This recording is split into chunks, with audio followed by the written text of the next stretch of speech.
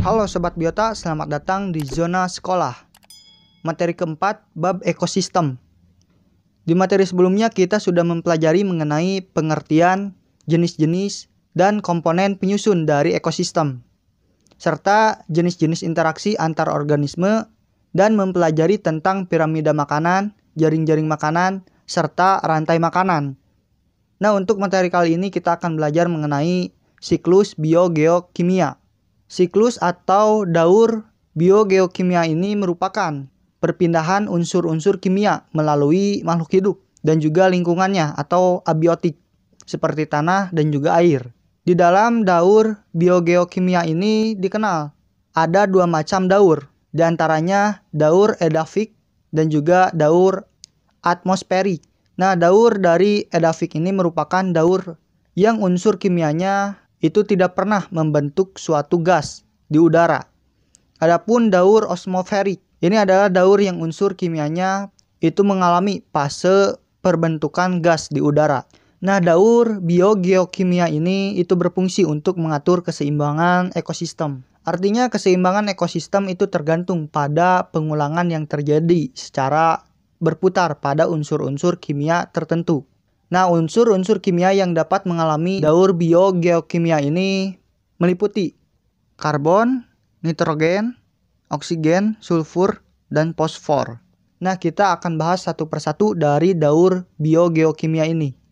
Kita mulai dari daur karbon dan juga oksigen. Karbon ini merupakan senyawa yang sangat penting bagi organisme. Semua senyawa organik yang menyusun tubuh makhluk hidup pasti mengandung karbon. Karbon ini bergabung dengan hidrogen dan juga oksigen dalam molekul-molekul karbonat, lemak, dan juga protein. Di alam, karbon paling banyak terdapat di udara dalam bentuk senyawa karbon dioksida. Nah, daur karbon itu dimulai dengan fiksasi senyawa karbon dioksida di udara oleh tumbuhan hijau atau organisme autotrof lainnya seperti mikroorganisme autotrof melalui proses fotosintesis. Nah, melalui proses ini senyawa karbon dioksida akan diubah. Salah satunya menjadi oksigen yang akan dilepas ke udara. Nah, oksigen ini akan dibutuhkan oleh hewan dan juga manusia untuk kebutuhan proses respirasi. Dalam proses respirasi ini, manusia dan hewan akan menghirup oksigen serta akan melepaskan karbon dioksida ke udara sebagai zat sisa hasil dari metabolisme tubuhnya. Nah, karbon dioksida ini akan dibutuhkan kembali oleh organisme autotrof sebagai bahan untuk proses fotosintesisnya.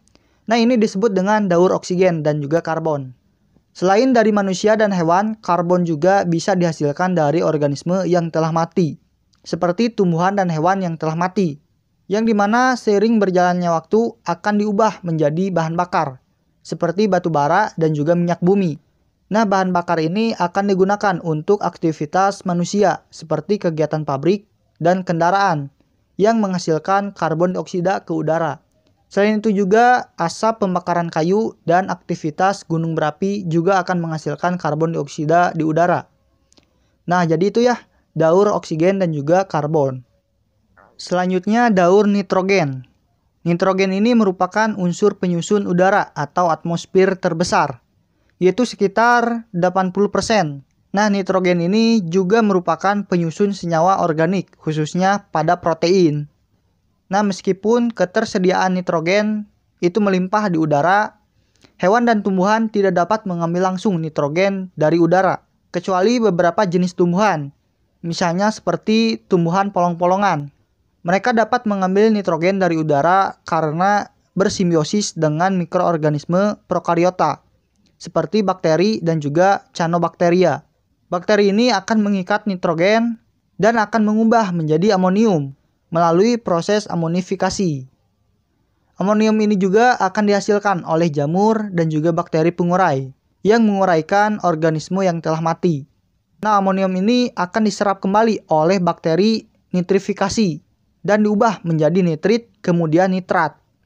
Nitrat ini akan direduksi oleh bakteri komosintesi denitrifikasi menjadi gas nitrogen dan dilepas ke udara kembali. Paham ya? Selanjutnya adalah daur sulfur. Seperti halnya nitrogen, sulfur atau belerang itu merupakan salah satu penyusun protein.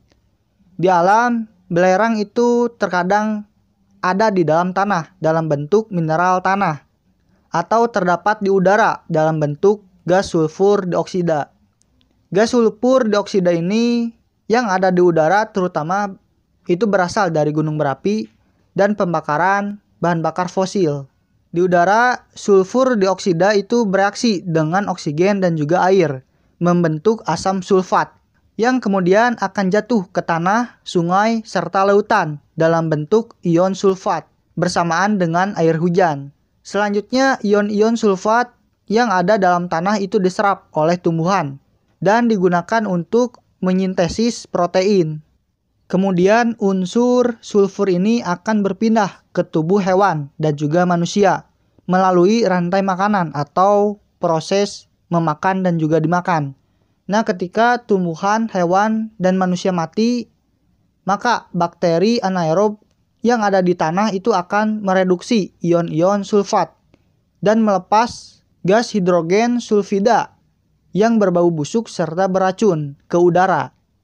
Nah, gas sulfida yang dilepas ke udara itu bereaksi dengan oksigen dan membentuk gas sulfur dioksida kembali. Nah, itu ya daur sulfur. Nah, dan yang terakhir adalah daur fosfor. Tapi sebelum itu, for your information sob, channel ini memiliki bab konten di antaranya zona sekolah, zona binatang, zona akuatik, zona tumbuhan, zona biobisnis, zona peliharaan, zona biotraveling. Channel ini dalam tahap pengembangan, maka akan sangat berharga bagi kami jika Sobat Biota semua membantu channel ini untuk berkembang, minimal dengan cara mensubscribe channel ini. Jadi, please for subscribe now.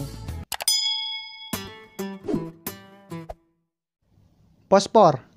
Fosfor ini merupakan unsur penting bagi organisme, terutama sebagai bahan pembentuk tulang pada hewan, penyusun protein, pembentuk senyawa energi, dan sebagai komponen penyusun asam nukleat. Fosfor ini memiliki daur yang lebih sederhana dan juga kurang sempurna dibandingkan dengan unsur-unsur lainnya. Fosfor ini terkandung di dalam tanah dalam bentuk ion-ion fosfat anorganik. Fosfat ini merupakan bentuk yang terlarut di dalam tanah dan dapat diserap oleh tumbuhan. Kemudian fosfor akan berpindah pada hewan dan juga manusia dengan cara rantai makanan atau memakan tumbuhan. Nah, hasil dari ekskresi hewan dan manusia ataupun hewan, manusia, dan tumbuhan yang telah mati itu akan diurai oleh dekomposer menjadi fosfat organik. Kemudian oleh bakteri pengurai, fosfat organik ini akan diurai atau diubah menjadi fosfat anorganik yang dapat diserap tumbuhan kembali. Namun sebagian besar fosfor itu berasal dari endapan bebatuan fosfat atau endapan fosil tulang selama jutaan tahun yang terkikis oleh air. Fosfat tersebut akan hanyut menuju laut membentuk endapan dangkal dan sebagian lagi hilang sebagai endapan di laut dalam. Nah, endapan tersebut dapat menyuburkan ekosistem laut jika teraduk oleh arus air. Fosfat dapat kembali ke darat melalui kegiatan burung-burung lautan dan juga ikan-ikan laut. Paham ya? Nah, jika ada yang tidak dimengerti, tanya dan tulis di kolom komentar, oke? Semoga apa yang saya jelaskan bisa berfungsi dan hidup buat Sobat Biota semua. Jangan lupa tonton dan pelajari materi selanjutnya serta video pembelajaran lainnya.